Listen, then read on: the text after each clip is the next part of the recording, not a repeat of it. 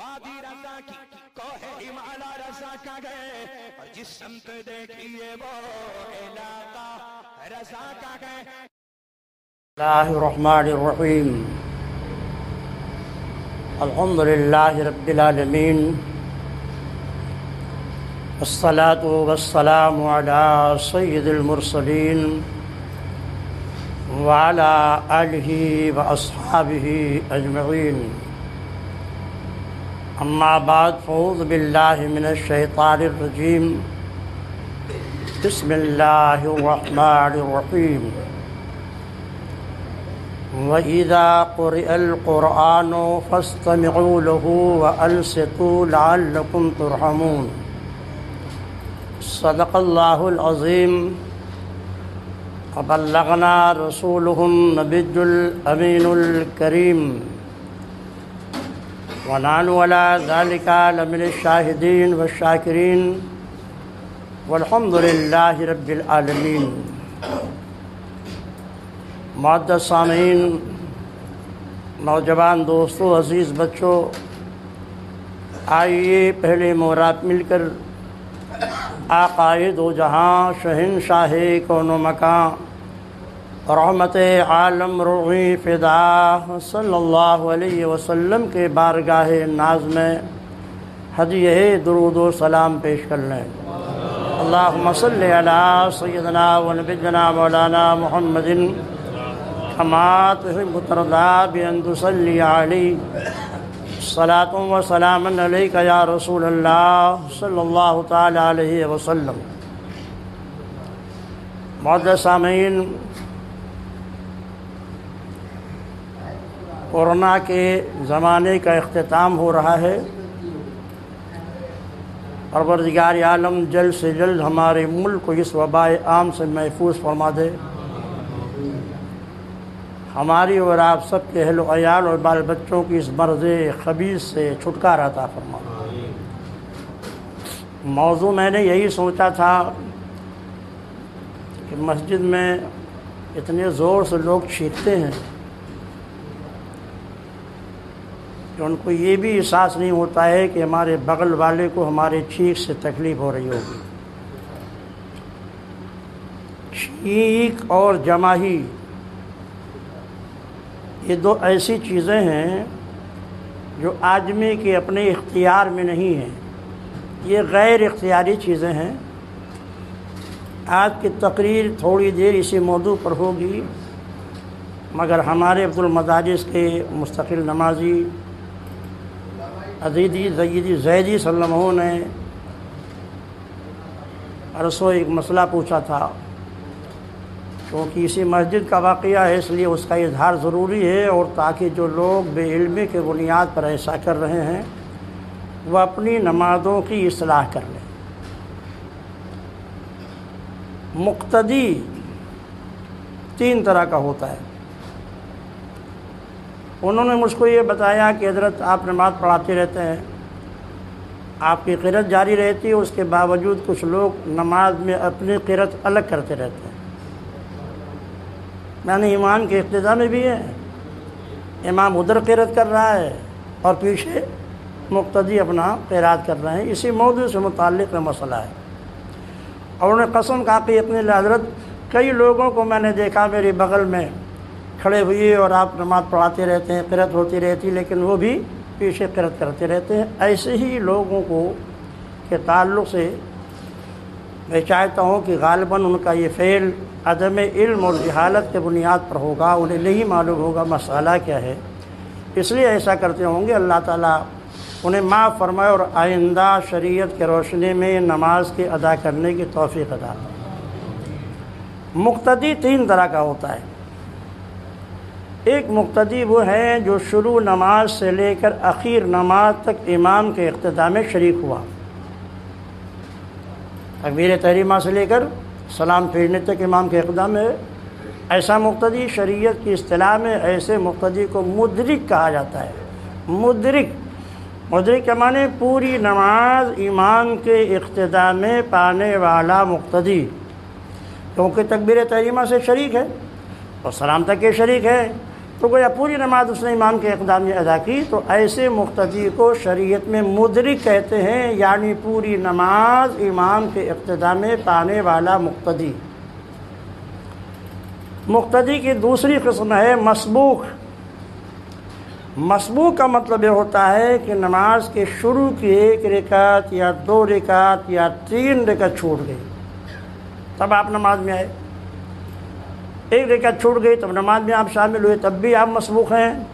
2 رکعت چھوٹ گئی، آپ نماز میں شامل ہوئے، تب بھی آپ مسبوق ہیں۔ 3 رکعت چھوٹ گئی، پھر آپ نماز میں شامل ہوئے، تب بھی آپ مسبوق ہیں۔ 4تھی رکعت بھی آپ نے رکوع نہیں کیا امام کے ساتھ، آپ کے قاعدے میں آ کر شامل ہو گئے، جب بھی آپ مسبوق ہیں۔ یہ سب ایسے مقتدی ہیں جن کو مسبوق کہا جاتا ہے۔ نماز آگے ہو گئی اور مقتدی پیچھے ہو گیا، یعنی 1 رکعت چھوٹ گئی، نماز آگے بڑھ گئی، 2 رکعت چھوٹ گئی، نماز آگے بڑھ گئی، 3 رکعت چھوٹ گئی، نماز آگے بڑھ گئی، 4تھی رکعت چھوٹ گئی، نماز آگے بڑھ گئی، اب یہ جا کر قاعدے میں شامل ہوا، جماعت کا ثواب اس کو مل گیا۔ لیکن شریعت اسے کیا کہتی ہے کہ یہ مقتدی مسبوق ہے۔ یہ دونوں مقتدیوں کی تعریف آپ کے دماغ میں بیٹھ گیا ہوگا۔ اب ایک مقتدی ایسا ہوتا ہے جو شروع سے تو امام کے ساتھ نماز میں شامل ہے، 1 رکعت اس نے امام کے اقدام میں نماز پڑھی یا 2 رکعت نماز پڑھی، لیکن بعد میں اس کو حدث لاحق ہو گیا، اب ظاہر ہے حدث لاحق ہو گیا تو نماز چھوڑے گا، نماز چھوڑنے کے بعد وضو کرنے جائے گا، اور وضو کرنے کے بعد آئے گا تو جہاں جگہ ملے گی وہیں کھڑا ہو جائے گا امام کے اقتداء میں۔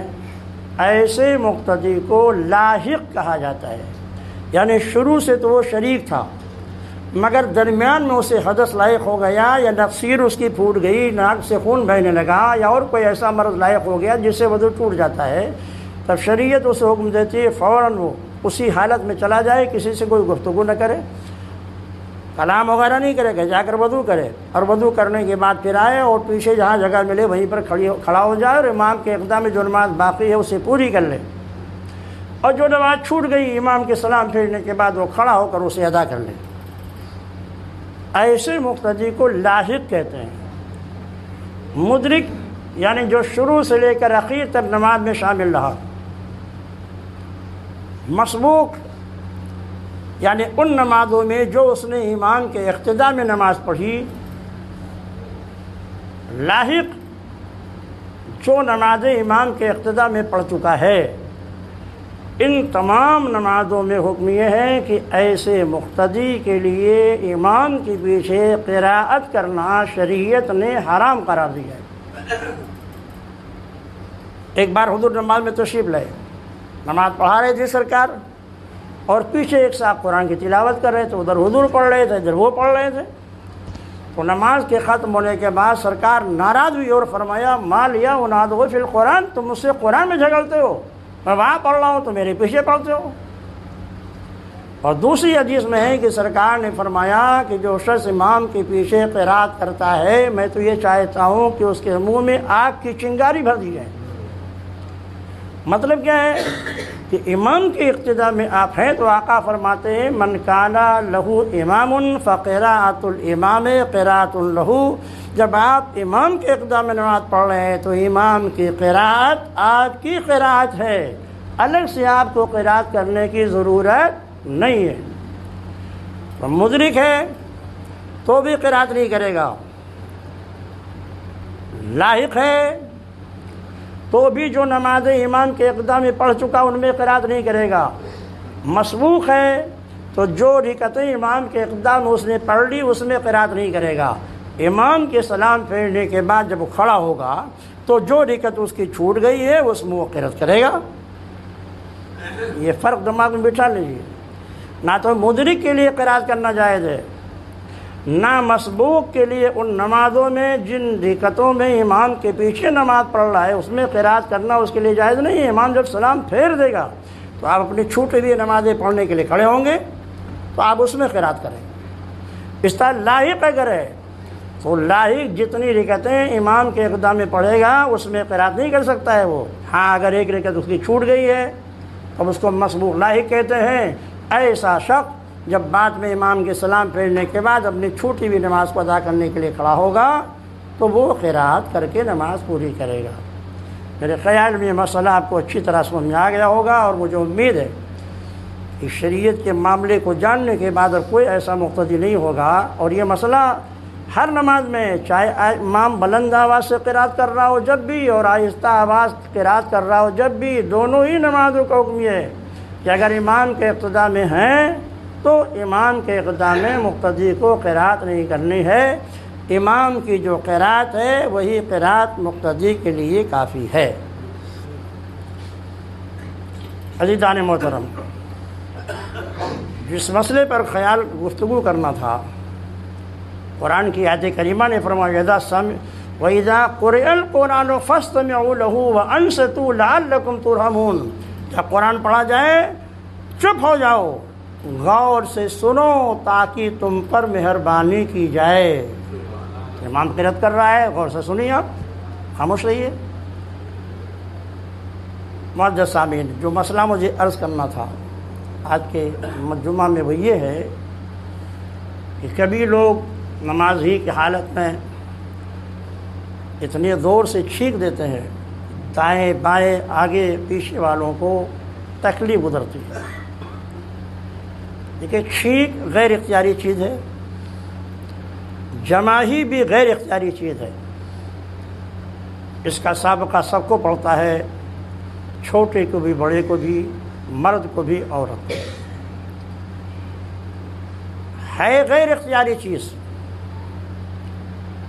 لیکن چھینک اللہ کو پسند ہے، اور جماہی اللہ کو پسند نہیں، یہ شیطان کو پسند ہے۔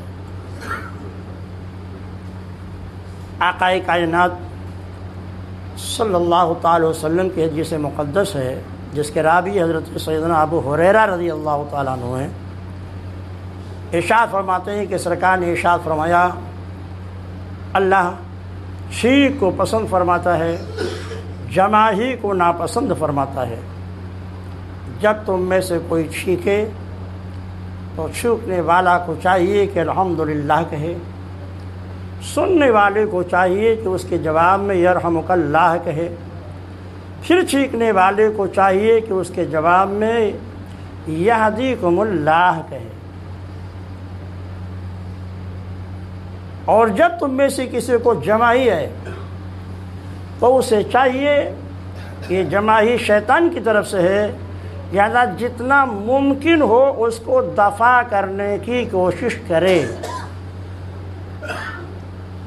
کیسے دفع کرے؟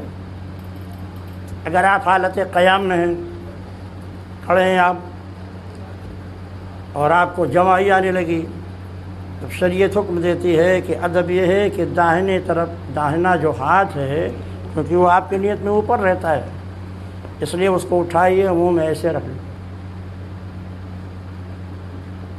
اگر حالت قیام میں ہے تو اوپر چونکہ داہنا ہاتھ ہے، اور جماہی کو روکنا ہے تو داہنے ہاتھ کے پشت کو منہ کرو۔ اور اگر اور کسی حالت میں ہے، رکوع میں ہے، سجدے میں ہے، قاعدے میں ہے، تب حکم یہ ہے کہ چاہے نماز میں ہو چاہے نماز کے باہر ہو، بائیں ہاتھ کے پشت کو منہ پر رکھ کر کے جماہی کو روکنے کی کوشش کیجیے۔ یہ ادب ہے جو ہمیں اللہ کے رسول نے سکھایا۔ نماز کے باہر ہیں آپ تو بھی، نماز کے اندر ہیں تو بھی۔ جماہی کو روکنے کا دوسرا طریقہ سرکار دو عالم صلی اللہ علیہ وسلم نے ارشاد فرمایا ہے کہ منہ کو ہاتھ یا کپڑے سے بند کر لیا جائے، یا زبان دانتوں سے ہونٹوں کو دبا لیا جائے۔ جب آپ دانت سے نیچے کی ہونٹ کو دبا لیں گے، جماہی رک جائے گی۔ یہ دوسرا طریقہ ہے، ہاتھ رکھیے منہ پہ، پہلا طریقہ۔ دوسرا طریقہ، دانتوں سے نیچے کے ہونٹ کو دبا لیجیے۔ تیسرا طریقہ جو فقہائے اسلام نے ارشاد فرمایا وہ یہ کہ جب آپ کو جماہی آئے تو فوراً دل میں تصور کیجئے کہ انبیاء کرام کو جماہی نہیں آئی، انشاءاللہ جماہی کا اثر آپ پر ختم ہو جائے۔ تو یہ تین طریقے ہیں جماہی کے روکنے کے لیے۔ ہاتھ رکھ لیجئے، ہاتھ کا پشت دایاں یا بایاں کا، تفصیل کے ساتھ جو میں نے بتایا، یا دانتوں سے ہونٹ کو دبا لیجیے نیچے، اور یا دل میں یہ تصور لائیے کہ انبیاء کرام کو جماہی کبھی نہیں آئے گی، جماہی انشاءاللہ رک جائے گی۔ یہ شریعت نے جماہی کا ادب بتایا۔ وہ لوگ جماہی کرتے ہیں تو ہاں ہاں شروع کر دیتے ہیں۔ حدیث پاک میں ہے کہ جماہی کرنے والا جب آواز نکالتا ہے، ہاں ہاں کرتا ہے، تو شیطان خوش ہوتا ہے اور ہنستا ہے، اور کبھی کبھی اس کے منہ میں تھوک دیتا ہے۔ اس لیے جماہی کرنے والوں نے دیکھا ہوگا کبھی ان کے منہ سے پانی بھی نکلنے لگتا ہے۔ اس لیے شیطان کو خوش کرنے کے بجائے رحمان کو خوش کیجیے۔ رحمان کے رسول نے جو طریقہ بتایا جماہی کو ختم کرنے کا، اس طرح جماہی ختم کیجیے۔ چھینک بھی غیر اختیاری چیز ہے، چھوٹے بڑے مرد عورت سب کو پیش آنا ہے۔ اس کے لیے بھی شریعت مطہرہ نے ایک ادب بتایا ہے۔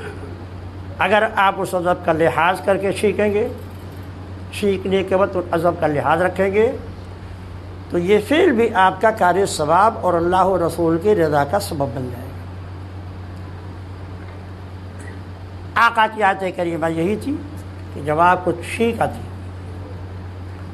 تو آپ نماز کے باہر اگر ہوتے تو اپنے ہاتھوں سے یا اپنے کپڑے سے منہ کو چھپا لیتے، آواز پست کرتے۔ ابھی اس زمانے کو ڈاکٹر نے ہی تو کہا ہے چھینک سے بھی کورونا پھیلتا ہے، تھوک سے بھی کورونا پھیلتا ہے، وغیرہ وغیرہ۔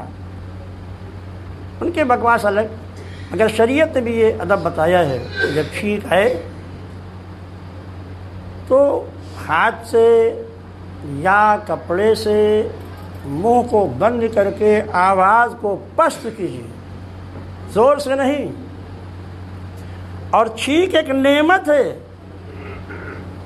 اللہ کی ایک نعمت ہے، کیونکہ چھینک کے آنے سے دماغ میں جو فاسد رطوبات ہوتے ہیں وہ دماغ سے خارج ہو جاتے ہیں، اور جب وہ رطوبات دماغ سے خارج ہو جاتے ہیں تو جو انسان کا فہم و ادراک ہے، دانش ہے، سمجھ ہے، اس کے اندر پاکیزگی پیدا ہوتی ہے اور اس کو قوت ملتی ہے۔ یہ ایک نعمت ہے، اور شریعت مطہرہ کا اصول یہ ہے کہ کسی بھی نعمت پر جب ملے تو اللہ کی حمد بیان کرو، اور جب نعمت مل جائے یعنی نعمت کے ملنے کے آغاز میں اللہ کی حمد بیان کرو، اور جب نعمت مل جائے تو خدا کا شکر ادا کرتے رہو۔ اس لیے جب ایک نعمت ہے دماغ کے فاسد مادے کو چھینک باہر کر دیتا ہے، تب ایسی صورت میں ہمیں چاہیے کہ جب چھینک آئے تو کہیں الحمدللہ، کیونکہ ہر نعمت کے آغاز میں اللہ کی حمد و ثنا بیان کرنا یہ شریعت کو مطلوب ہے۔ اب اگر چھینکنے والے نے الحمدللہ کہا تو سننے والے پر واجب ہے کہ اس کے جواب میں کہے یرحمکم اللہ، تم پر اللہ کی مہربانی ہو۔ اب اس کو پھر چھینکنے والا جب سنے تو اسے چاہیے کہ کہے یعظکم اللہ، اللہ تمہیں ہدایت دے، راہ راست پہ باقی رکھے۔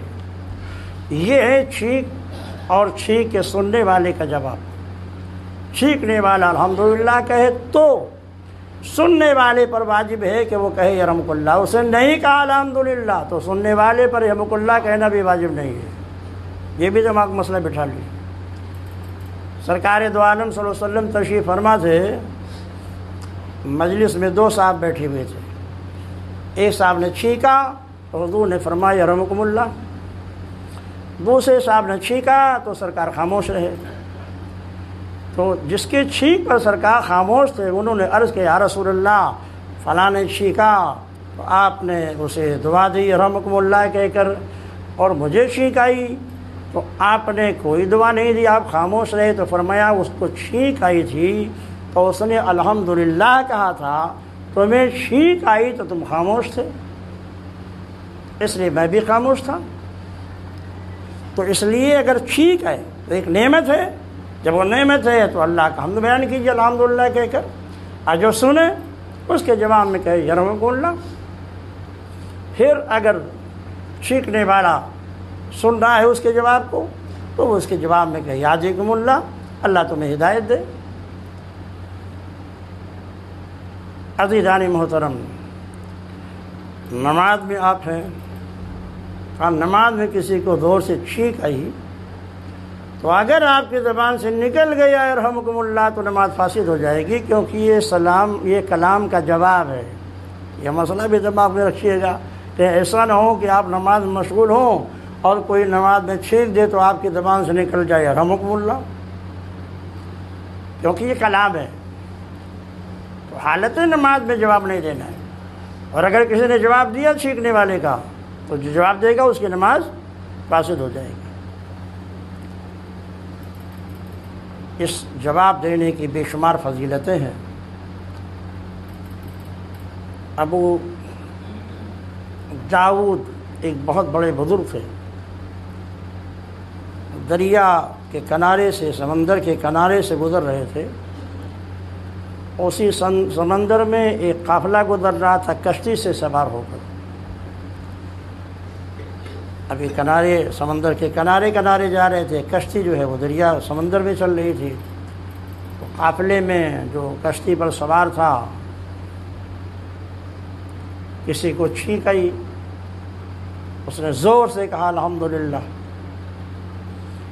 پھر ابو داؤد جو تھے